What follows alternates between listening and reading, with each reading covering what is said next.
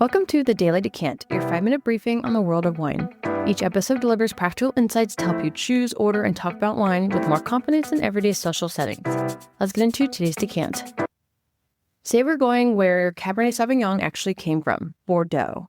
The original home of this grape and still the reference point against which every other Cabernet-based wine in the world, including Napa, Tuscany, Chile, everywhere, is implicitly measured.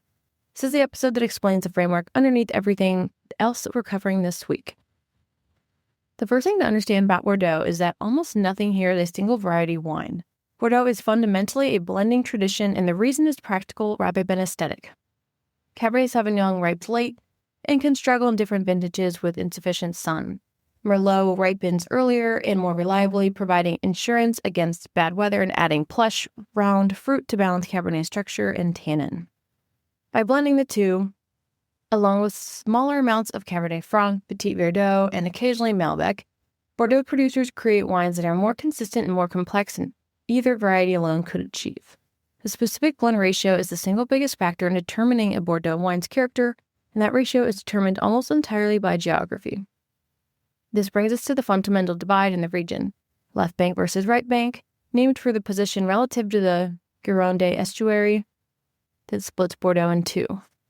The left bank, including the famous communes of Pauillac, Margaux, Saint-Julien, and Saint-Estèphe in the Médoc, has gravelly, well-draining soils that suit Cabernet Sauvignon perfectly.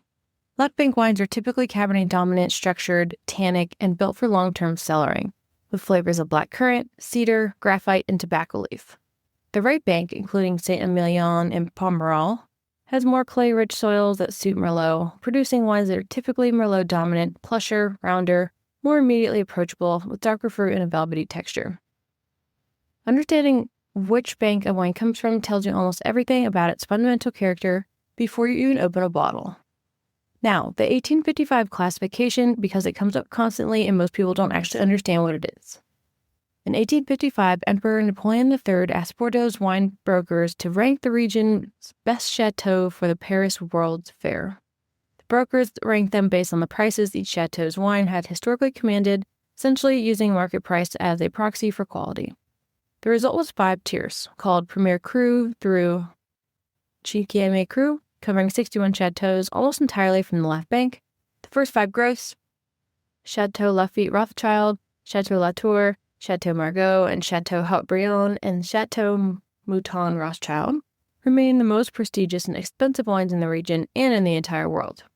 Here's the thing that surprises people. The classification has barely changed over 170 years. It's been adjusted exactly once, in 1973, when Chateau Mouton Rothschild was promoted from second growth to first growth after decades of lobbying by its owner, Baron Philippe de Rothschild. Every other chateau remains exactly where it was ranked in 1855, regardless of how quality of their wine has changed in either direction over nearly 2 centuries. This means the classification is now as much of a historical artifact and a marketing tool as it is a genuine reflection of current quality. Some lower-ranked chateaux now make wine that rivals the first growths, while a few classified estates have coasted on their historic ranking. Knowing this changes how you should read the classification. Use it as a historic guide, not gospel. The practical guide to reading a Bordeaux label. The chateau name is the producer. The commune or appellation, Pauillac, Saint-Emilion, tells you left bank or right bank, and the likely style. The vintage matters enormously, more than almost any other major wine region, because Bordeaux's maritime climate produces significant year-to-year variation, sometimes the difference between a magnificent vintage and a merely acceptable one. And the classification at present gives you a historical quality signal, but should never be the only thing you rely on. For value, look beyond the classified estates entirely, at the Cru Bourgeois designation just below the classified tiers, including hundreds of chateaux making excellent, well-priced wine that never sought or received historic classification, often because they were established after 1855 or simply never entered the political process that produced the original ranking. Tomorrow we'll go to Tuscany and the producers who broke Italian wine law on purpose to make something they believed in. You won't want to miss it. That's today's Daily Decant. If you found this helpful, be sure to subscribe and share with your friends so you can continue building your wine knowledge in just a few minutes a day. See you tomorrow for the next decant.